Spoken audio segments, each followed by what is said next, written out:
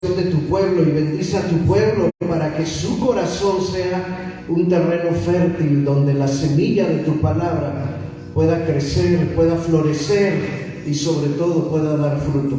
Oramos en el nombre de Jesús. Amén. Vamos a conectar los pasajes del libro de Josué hoy con algunos del libro de Jueces, así que vamos a irnos primero a Jueces capítulo 2.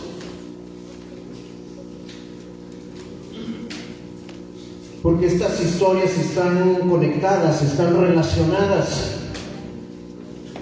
Observa, por favor, verso 1 y verso 2 de de Jueces capítulo 2. Checa si alguien por ahí cerca de ti no tiene Biblia, acércale la digital o la física, pero que nadie quede sin poder atender al texto. El ángel de Jehová subió de Gilgal a Boquín y dijo: yo los saqué de Egipto y los introduje en la tierra de la cual había jurado a sus padres, diciendo: no invalidaré jamás mi pacto con ustedes, con tal que ustedes no hagan pacto con los moradores de esta tierra cuyos altares han de derribar, mas ustedes no han atendido a mi voz. ¿Por qué hicieron esto? ¿Por qué hicieron esto? Vamos a tratar de dar respuesta a esa pregunta, donde muchos comentaristas de la Biblia dicen que el ángel de Jehová se trata ni más ni menos que de Jesús en una aparición previa antes de encarnarse, porque él mismo se atribuye, dice: yo los introduje a la tierra, yo los saqué de Egipto. ¿Quién más hizo eso? No lo hizo ningún ángel, lo hizo Dios mismo. Pero no puede ser Dios Padre, se trata del Hijo, quien está haciendo una aparición para reclamarle al pueblo y reprocharle que no atendieron a la orden directa. ¿Cuál es la orden directa de parte de Dios? Yo los voy a meter a la tierra, ¿y ustedes qué tienen que hacer?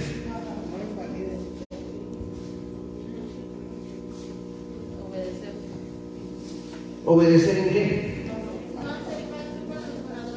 Tienen que echar de ese territorio a los moradores originales.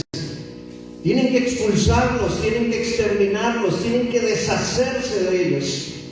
Pero dice allí el Señor mismo: ustedes no atendieron a mi voz, no obedecieron.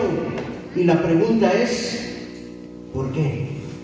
¿Por qué se atrevieron a no escuchar mi voz? Vamos a tratar, como dije, de dar respuesta a esa pregunta.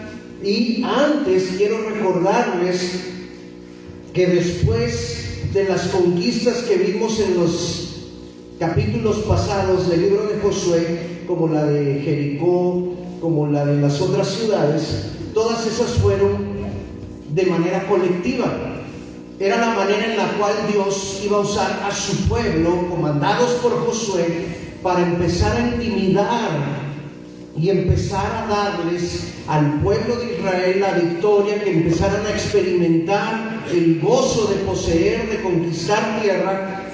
Pero cuando el resto de la tierra fue distribuida por heredades a cada tribu, entonces ahora cada tribu, cada familia tenía que ser responsable de conquistar sus propios territorios. Esto es importante, hermanos. No nos podemos colgar siempre de las victorias colectivas que tengamos como iglesia o como pueblo de Dios. Hay algunas misiones que Dios nos va a pedir que las hagamos como familia, porque son para nuestro beneficio. El padre, el jefe de cada clan, de cada tribu, de cada familia, tiene que guiar a su propia gente a sus propias conquistas. Ahora estamos en esa etapa donde se le ha dicho a cada tribu: te toca este territorio. Desde aquí hasta acá son tus límites. Ándale, ve con la bendición de Dios y conquista ese pedazo de tierra para ti y para tu familia. También hay que recordar que leímos la semana pasada, allá en Josué 15, que Caleb nos pone el ejemplo de que sí se puede. En capítulo 15, verso 14, recordarán que Caleb le fue asignada la tierra de Hebrón, y dice el verso 14: y Caleb echó de allí a los 3 hijos de Anac, a Sesai, a Imán y Talmai. Los 3 eran descendientes de los gigantes de los anaseos. Así que Caleb fue el único que, además de conquistar, pudo expulsar, pudo echar fuera de su territorio a los residentes originales. ¿Por qué crees que Dios le pidió al pueblo de Israel que cuando conquistaran, exterminaran y echaran fuera a los residentes originales, a los nativos? ¿Cuál era la idea, la intención de Dios? Dice: si ustedes los dejan allí, si hacen alianza con ellos, esta gente va a empezar a desviar su corazón, porque ellos están entregados a la idolatría, a la inmoralidad sexual, y van a ser influencia negativa para ustedes. Por eso quiero que los aniquilen, no tengan ninguna especie de trato con ellos. ¿Hace sentido eso para nosotros? ¿Sí o no? Quiero que estén conmigo, aunque esté el clima así frío y aunque se sienta modorro el ambiente, no te me duermas, no te me duermas. Esto es importante. La intención de Dios es que su pueblo sea un pueblo santo, un pueblo apartado, un pueblo exclusivo y un pueblo consagrado a la adoración a Él, y no permite que otras influencias puedan estropear su objetivo. Por eso dice: si ustedes conviven con ellos, poco a poco esta gente va a empezar a metérseles, así como decimos, la humedad, ¿no? La humedad se mete hasta en el rincón más pequeño de una casa. Entonces así iba a suceder. Por eso el Señor dice: échenlos fuera. Y vemos que Caleb pone el ejemplo de que sí se puede. Acuérdense que a Caleb le tocó la asignación más difícil, porque fue el único que le tocó luchar contra gigantes. Y aún así Caleb dijo: yo voy a conquistar y voy a limpiar de toda contaminación el territorio que me fue asignado. Así que Hebrón fue una de las territorios o ciudades que fueron exclusivas para la adoración al Señor. Pero leemos que tristemente las otras tribus, y aún dentro de la tribu de Judá a la cual pertenecía Caleb, no hicieron lo mismo, no siguieron el ejemplo. El reproche de parte del Señor es: ¿por qué? Vamos a ver las 3 posibles respuestas. Iniciamos con el verso 63 del capítulo 15. ¿Alguien lo tiene? Josué 15, 63. Mas a los jebuseos que habitaban en Jerusalén, los hijos de Judá no pudieron arrojarlos, y ha quedado el jebuseo en Jerusalén con los hijos de Judá hasta ahora. Miren, estamos hablando de la misma tribu de Caleb, porque Caleb pertenecía a la tribu de Judá, pero a Caleb no le fue asignado o no pidió él el territorio de Jerusalén. Ese se le encargó a otro clan de la tribu de Judá. ¿Qué sucedió? Dice que los hijos de Judá no pudieron arrojarlos. Esta palabra "no pudieron" no se refiere tanto a capacidad, se refiere más bien a confianza. Así que la primera razón o la primera respuesta a por qué no hicieron lo que Dios les había pedido que hicieran, anótenme allí, fue por incredulidad. No le creyeron al Señor. Caleb sí le creyó a Dios y dijo: aunque estén grandotes, me los echo porque me los echo, porque el Señor está conmigo. ¿Recuerdan? Así como tenía fuerza hace 45 años, Dios me mantiene fuerte para luchar en su nombre y conquistar. Pero el resto de la tribu de Judá, cuando le tocó echar fuera a los jebuseos, que eran los ciudadanos nativos que habitaban Jerusalén, nada más no pudieron. ¿Y qué dice? Y los jebuseos habitan en Jerusalén hasta el día de hoy. Allí se quedaron. No los echaron porque no creyeron al Señor, no creyeron a su palabra, no creyeron a sus promesas. Así que ahí hay una primera respuesta a la razón por la cual desobedecieron. Número 2, alguien lea por favor Josué 16, verso 10. Pero no tocaron al cananeo que habitaba en Geser. Antes quedó el cananeo en medio de Efraín hasta hoy y fue tributario. Muy bien, leemos acá ahora que la tribu de Efraín le tocaba expulsar al cananeo que habitaba en la región de Geser. Pero, ¿cuál es la respuesta? ¿Cuál es el informe que se nos da de la tribu de Efraín? Dice que tampoco pudieron arrojar al cananeo. Pero nos da otra información extra. Dice que los hicieron tributarios, es decir, les empezaron a cobrar impuestos. No te vamos a echar, pero si quieres habitar entre nosotros vas a tener que pasarnos una cuota, ¿sí? Vas a tener que mocharte, vas a tener que darnos una lana si quieres habitar aquí junto con nosotros. ¿Sabes qué está sucediendo aquí? Que el pueblo de Israel, además de incrédulo, también se está volviendo codicioso.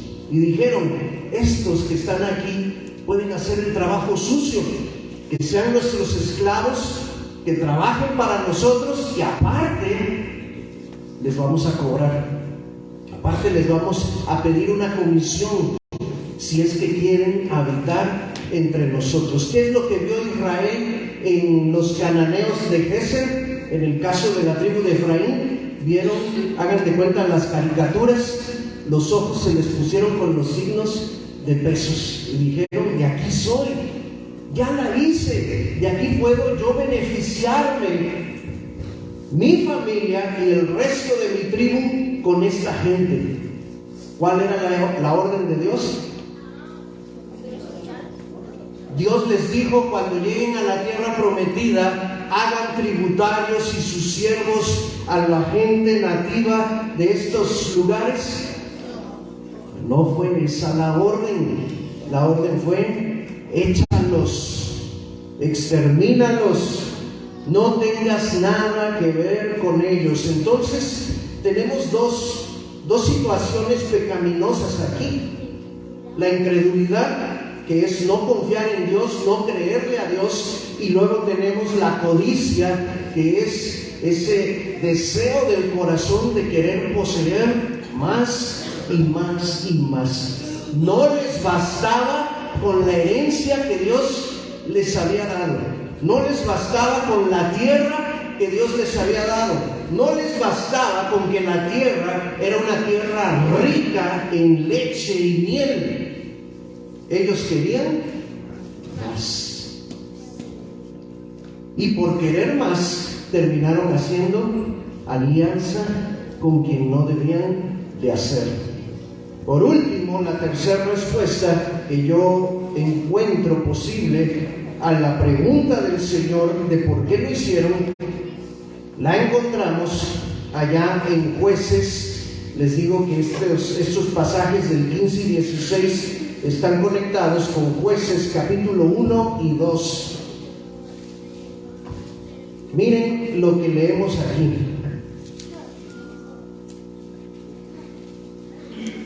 Voy a escoger algunos de los diferentes versos del capítulo 1, Jueces 1.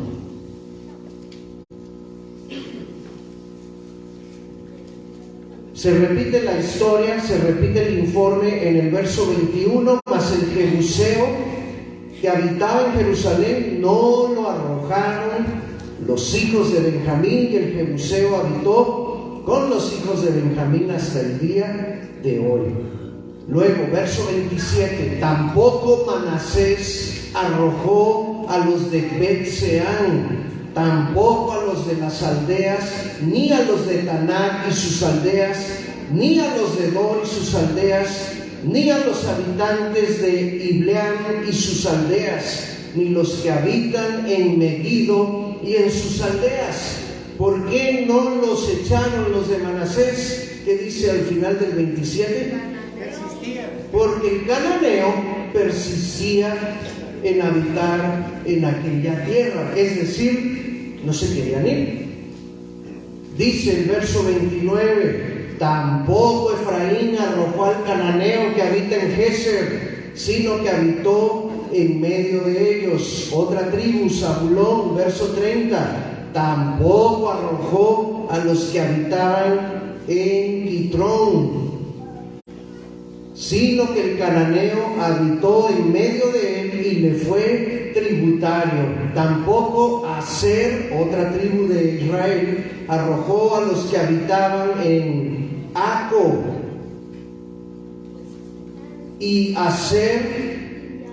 moró Aser entre los cananeos que habitaban en la tierra, porque no los arrojó, dice el verso 32. Si vamos al 33, aparece otra tribu, la de Neftalí. ¿Qué pasó con ellos? Repitió la misma historia. La tercera razón que yo encuentro, y si tú le sigues la lista allí, nos sigue contando lo mismo.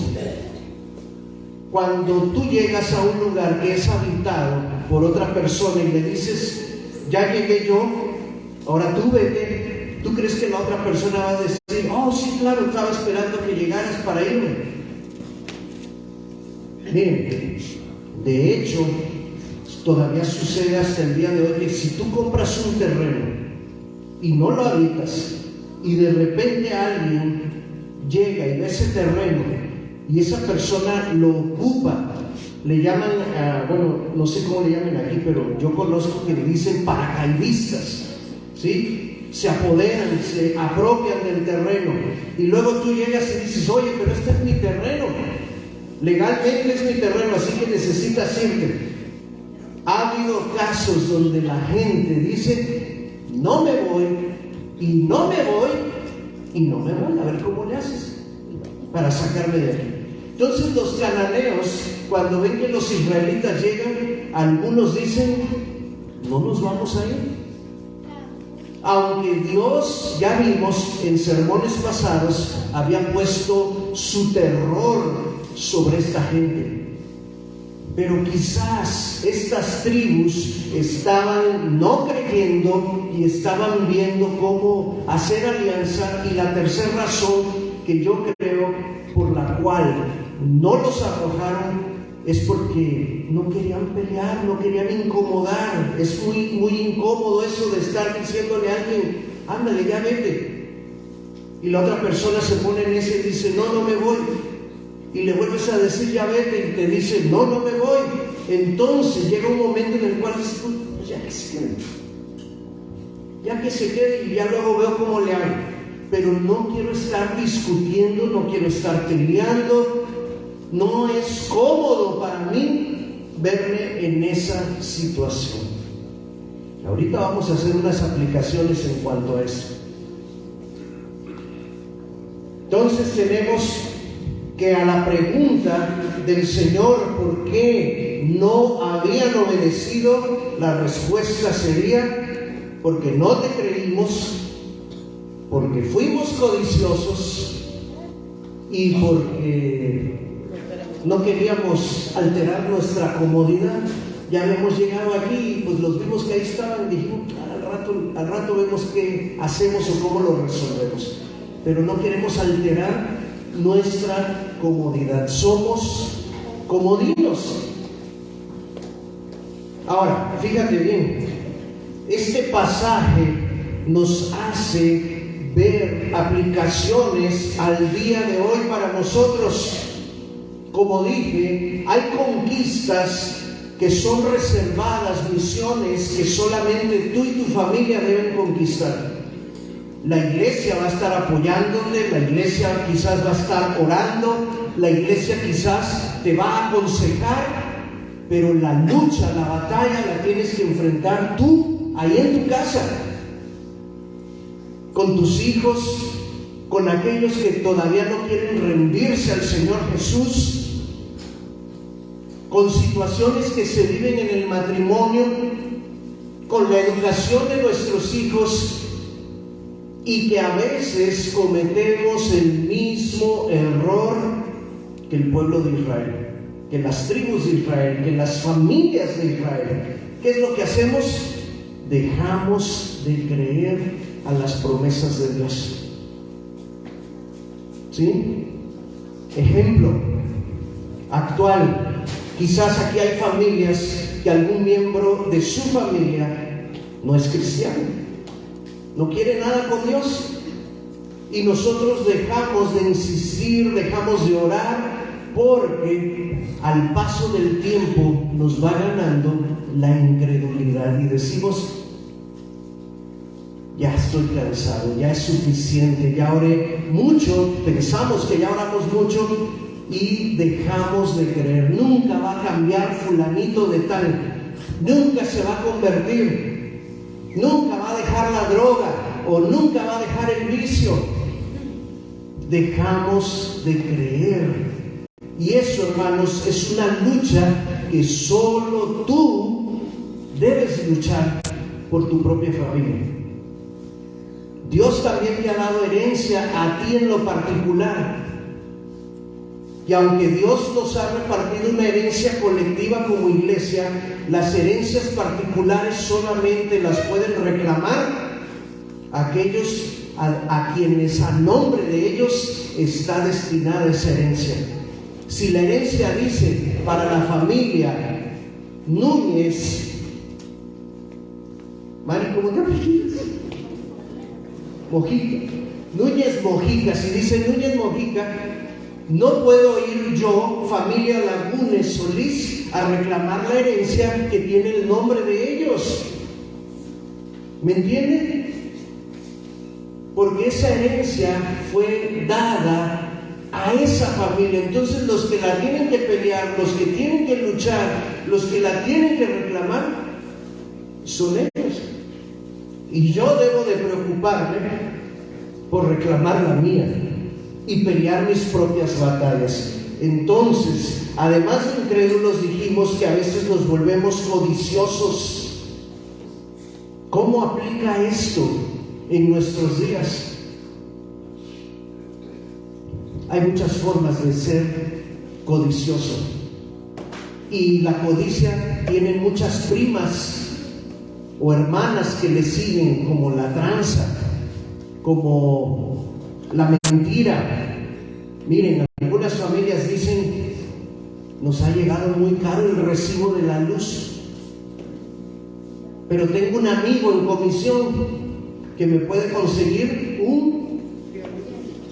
fíjense, hasta el nombre de la cosa esa tiene nombre malo. ¿Cómo se llama? Un diablito, que de diablito no tiene nada, es un diablo.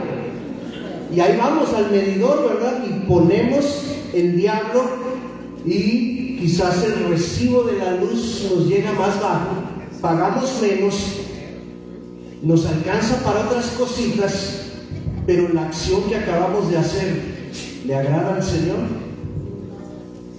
Digan la verdad. ¿Cuántos van a ir a quitar sus diablitos del medidor terminando el sermón? ¿Sí? Hacemos alianzas con el mundo para beneficio nuestro, ¿sí? Pero estamos dejando un precedente terrible para nuestros hijos, para nuestra familia y nuestras siguientes generaciones. Porque quizás cuando nuestros hijos crezcan van a ir con el mismo amigo y le van a decir: oye, ¿no tendrás otro diablito ahí como el que le dabas a papá? Porque ahora yo ya tengo mi casa y tampoco quiero pagar tanta luz. Hacemos arreglos, hacemos negocios, nos creemos muy sabios, muy poderosos, muy fuertes y decimos: yo puedo tener sometido al cananeo y me beneficio de él, que me dé impuestos, que me pague, que me sirva. Pero no nos damos cuenta que mientras lo tengamos en casa, el cananeo es influencia negativa en nuestra vida y en la de nuestra familia. ¿Se entiende esto? ¿Sí? El tercero que dijimos era la comodidad. No queremos discutir, no queremos pelear. ¿Cómo sucede esto? Podemos ver, fíjense, podemos ver como padres que nuestros hijos no están llegando temprano a casa. Podemos ver que nuestros hijos en ocasiones no que no lleguen temprano a casa, ni siquiera llegaron a casa. ¿Y saben qué hacemos los papás? Nos hacemos de la vista gorda y decimos: no pasa nada, ya está grande, ya sabe lo que hace. Cuando de repente la palabra de Dios o un sermón o un mensaje medio nos sacude y nos confronta, decimos: voy a ver por qué no ha llegado en los últimos fines de semana. A ver, hijo, siéntate. ¿Por qué no has venido a casa? ¿Por qué no llegas a dormir los viernes? No, papá, es que estuve en casa de un amigo estudiando. Ah, qué bueno, hijo. Qué bueno que eres un buen estudiante, te felicito. Te tragas la mentirota, pero así completo, totototota. ¿Sí? Hijo, hija, he estado observando en ti algunas conductas que no me gustan. Te veo raro, te veo rara. ¿Qué está sucediendo? No, nada. Solo quería cortarme el pelo chiquito.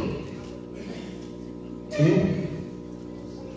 O el hijo quizás dice: no, es que me empezaron a gustar las bolsas de colores, quiero llevarlas. Ah, bueno, ok, es que es la moda, allá en Europa así la usan los jóvenes. Ah, bueno, qué bueno que tú sí sabes mucho de esas cosas. Adelante, mijo, haga lo que usted quiere. ¿Te vas a ir el domingo? ¿Vas a ir el domingo con nosotros al templo? No, mamá, porque tengo que estudiar, tengo un examen bien difícil para el lunes. Ah, ok, está bien, quédate estudiando. A veces, por no querer confrontar, por no querer pelear, por querer llevar la fiesta en paz en casa, preferimos nuestra comodidad que echar fuera al cananeo. ¿Me estoy explicando? Porque si no, va a ser de balde el pararme aquí enfrente. Necesito que ustedes comprendan la gravedad de este asunto. Si nosotros hacemos negocios con el pecado, si nosotros toleramos al pecado por no querer batallar con él, si dejamos de creerle a Dios, te voy a decir algo: al pecado no se le respeta, no es digno de respeto. Con el pecado no se hacen tratos ni alianzas. No te creas tan sabio como para negociar con el diablo, porque el diablo te va a ganar. Lo que se hace con el pecado es expulsarlo de nuestra vida y se le enseña la puerta de salida de nuestro hogar. Eso es lo que se hace con el pecado. Porque si tú no conquistas al pecado, entonces el pecado te va a conquistar a ti. Así de claro y así de sencillo. Te pregunto, hermano, ¿le has estado mostrando la puerta de salida al pecado en casa? Algunos dirán, tengo un año orando para que ya mi hijo recapacite. No, hermano, ya, como le dijo Dios a Moisés, deja de orar, no ores, actúa. Levanta la vara y dile al mar que se divida y pasa en seco. Deja de clamar a mí. Ponle acción a este asunto. Si tu hijo ves que no toma la iniciativa, entonces para eso estás tú como papá. Si tu matrimonio no está funcionando, tiene grietas, eres tú, varón, el que tiene que tomar la iniciativa. No esperes a que lo haga tu esposa.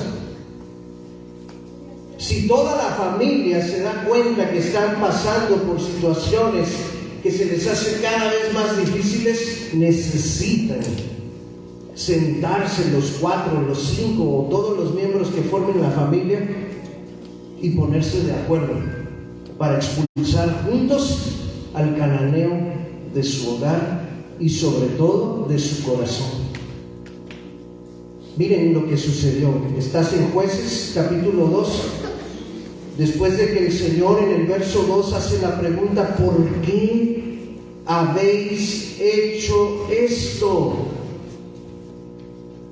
Entonces viene una sentencia de parte de Dios en el versículo 3. Por tanto, porque ustedes no obedecieron mi voz, yo les digo lo siguiente: de ahora en adelante ya no voy a echar de ustedes a los pueblos originales de la tierra prometida, sino que los voy a dejar que habiten entre ustedes para que sean azote para sus costados y que sus dioses les sean de tropiezo. Como ustedes no quisieron obedecer a la orden original y han hecho tratos y se han vuelto comodinos y han dejado de creerme, pues ahora el cananeo se va a quedar a vivir ahí en su casa. Y les advierto, no les va a ir bien. Los dioses de ellos van a ser influencia para ustedes y sus hijos y los van a hacer tropezar. Van a ser, como decimos acá en el norte, van a ser como un cadillo en el zapato para ustedes. Van a ser molestos. Pero todo esto es por causa de su desobediencia. Continúa. Cuando el ángel de Jehová habló estas palabras a todos los hijos de Israel, ¿qué hizo el pueblo? ¿Pueden imaginar la escena? El Señor Jesús, que toma esta forma para parecerse a su pueblo, da esta sentencia y el pueblo grita: ¡No! ¡No puede ser! Y empiezan a llorar y se tiran al suelo y suplican. A lo mejor algunos se rasgan las vestiduras, otros van por la ceniza porque estamos de luto. ¡Qué dura palabra! Ten misericordia, Señor. De hecho, Boquín significa el lugar de los que lloran. Fue un llanto colectivo.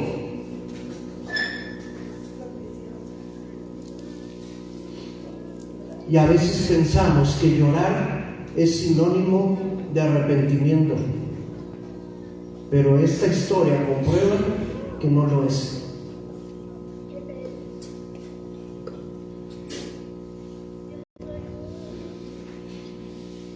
Dice el versículo 10: toda aquella generación, la generación de Josué, fue reunida a sus padres y se levantó después de ellos otra generación que no conocía al Señor ni la obra que Él había hecho por Israel. Verso 11: después de estas cosas, los hijos de Israel, ¿qué hicieron? ¿Cómo hicieron lo malo? cuáles dioses? A los dioses de los cananeos que lo expulsaron desde la primera vez que debían de haberlo hecho. Y allí es donde inicia, después de Josué, la era de los jueces, que si usted sabe un poquito de Biblia, recordará que es un tiempo en la historia de Israel donde el pueblo hacía lo malo, clamaban a Dios, Dios era movido a misericordia y les levantaba un líder para que los liberara de sus enemigos, y mientras ese líder vivía, entonces todo estaba en paz. Moría el líder, ¿qué hacía el pueblo? Regresaba a hacer lo malo, a irse a la idolatría, a buscar las costumbres de los cananeos, y otra vez volvían a esclavitud, otra vez les iba mal, clamaban a Dios, les levantaba otro líder. ¿Saben cuántas veces se repitió ese ciclo? 13 veces, porque hay 13 jueces en la historia de Israel. Un periodo de casi 340 años viviendo en ese constante sube y baja. Pecado, liberación, pecado, liberación. ¿Eso era lo que Dios tenía en mente originalmente para su pueblo? No es esta la vida cristiana que Dios tiene planeada para nosotros. Lo que Dios tiene preparado para nosotros es magnífico, es perfecto, es deleitoso, pero requiere de nuestra participación. ¿Cómo participamos nosotros? Obedeciendo. Cantaste hace rato: digo sí a tu voluntad, digo sí a tu palpitar, digo sí al oír tu voz. Sí, Señor. Cantarlo es más fácil que llevarlo a la práctica, porque al rato, en unos 10 minutos que salgamos de aquí, regresa nuestra mente a que mañana tengo que ir a trabajar. Bueno, algunos, porque es día de descanso, ¿sí? A mis pendientes de la semana, a las cosas que tengo que hacer, y se nos olvida por completo la lucha, la conquista que necesitamos realizar en el seno del hogar para expulsar al cananeo de nuestras vidas. Hermano, te voy a ser franco: todas las familias que estamos reunidas aquí hoy, y aún las que no vinieron, todas, sin excepción, tienen por lo menos a un cananeo en su hogar. Algunas tienen muchísimos, pero por lo menos todos tienen, aunque sea uno. Nadie, ninguna familia aquí puede decir: pastor, este sermón no es para nosotros, mi familia y yo estamos perfectos. Porque si tú dices eso, entonces te puedo decir que el cananeo que está en tu casa se llama mentira, porque ya me estás mintiendo. Ahora, ¿qué vamos a hacer ahorita? ¿Un drama aquí, al frente? Señor, ten misericordia, te suplico, y lloro, berreo, me tiro al suelo, le suplico, le imploro, me salen lágrimas y lágrimas y lágrimas, y no hago nada. La generación que estuvo en Boquín solamente lloró, pero no se arrepintió. Les causó tantito resquemor en el corazón, pero solo por un instante. Tan pronto como regresaron a su casa, quizás se pusieron a pensar y dijeron: chispas, pero es que si expulso al cananeo que está aquí conmigo, yo voy a ser el que tiene que arar la tierra. ¡Qué flojera! No, mejor lo dejo aquí.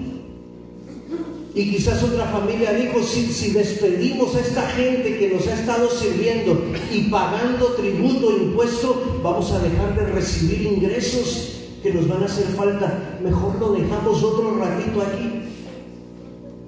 No hicieron absolutamente nada para corregir la situación.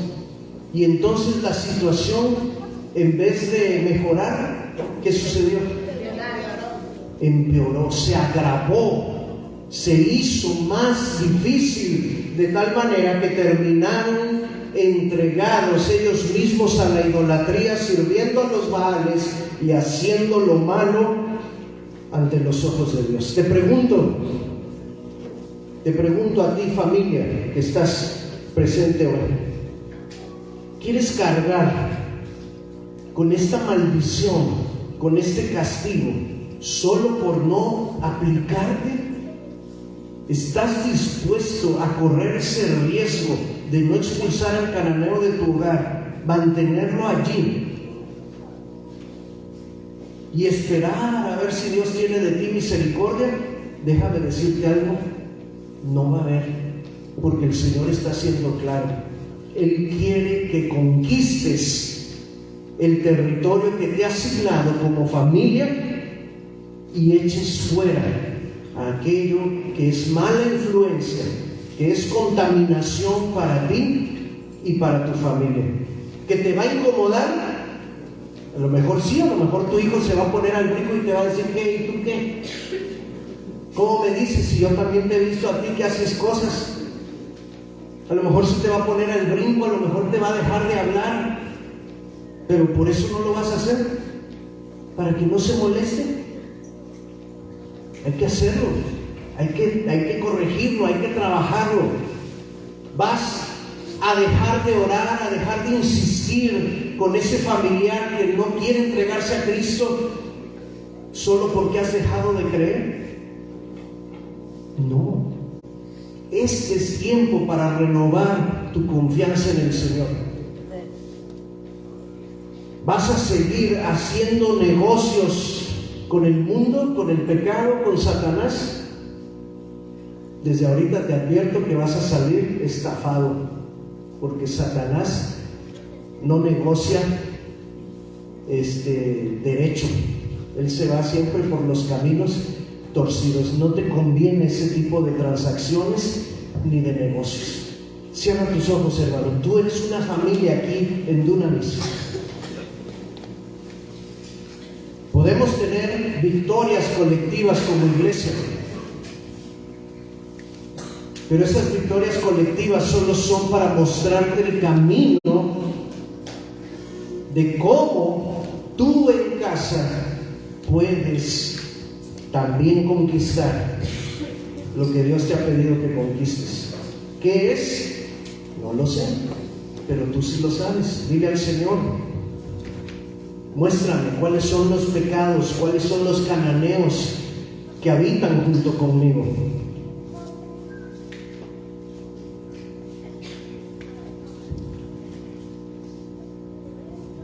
¿Cómo es que el mundo se ha introducido a mi hogar?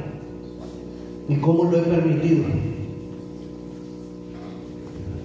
Revélamelo, Señor, para empezar a trabajar en ello.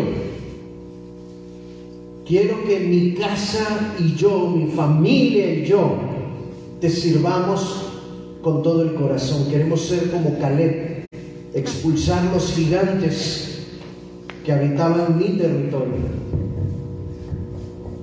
No quiero cargar con tu maldición ni con tu castigo. Déjame también experimentar victoria.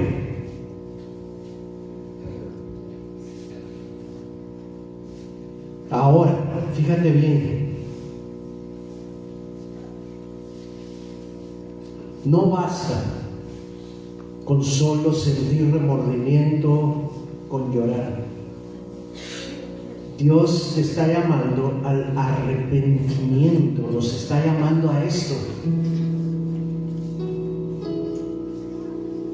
Quiero invitarte a que si el Espíritu Santo te está revelando algunos de esos pecados en tu familia, puedas confesarlos en esta mañana delante de Dios. Reconócelo.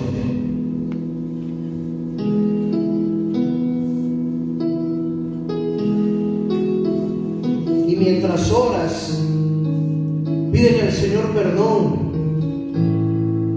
Dile al Señor que te dé las fuerzas para arrepentirte. pero también las fuerzas para poder expulsar ese pecado de tu corazón y de tu familia.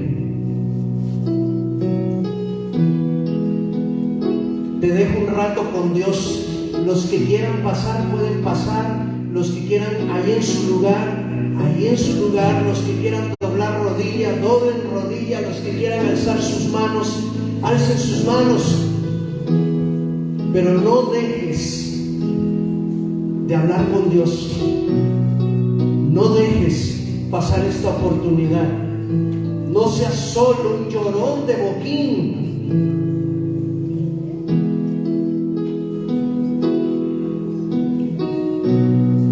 Porque llorar no basta, no es suficiente.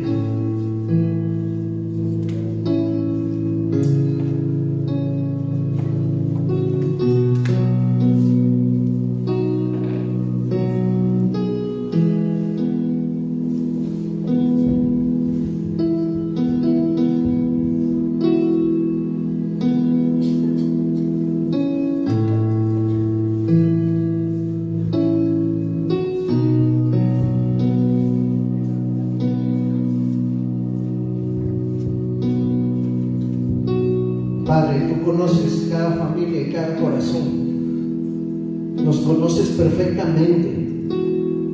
Allí en la intimidad del hogar, allí estás tú, Señor, y en la intimidad del corazón y de nuestros pensamientos, también estás allí. Conoces nuestros pasajes más oscuros, nuestros pecados más terribles. Conoces también, Señor, cómo lo hemos estado consintiendo, cómo nos hemos beneficiado de esos pecados en el pasado. Por eso, Señor, para que la conquista personal pueda ser efectiva, hay que deshacernos de eso. Hay que echar fuera, hay que expulsar al cananeo. Queremos empezar esa expulsión, Señor, en oración, reconociendo que sí hay cananeos en nuestra vida. Queremos identificarlos y una vez identificados, queremos trabajar en un plan de acción para echarlos fuera. No los queremos en nuestra vida, no los queremos en nuestro hogar.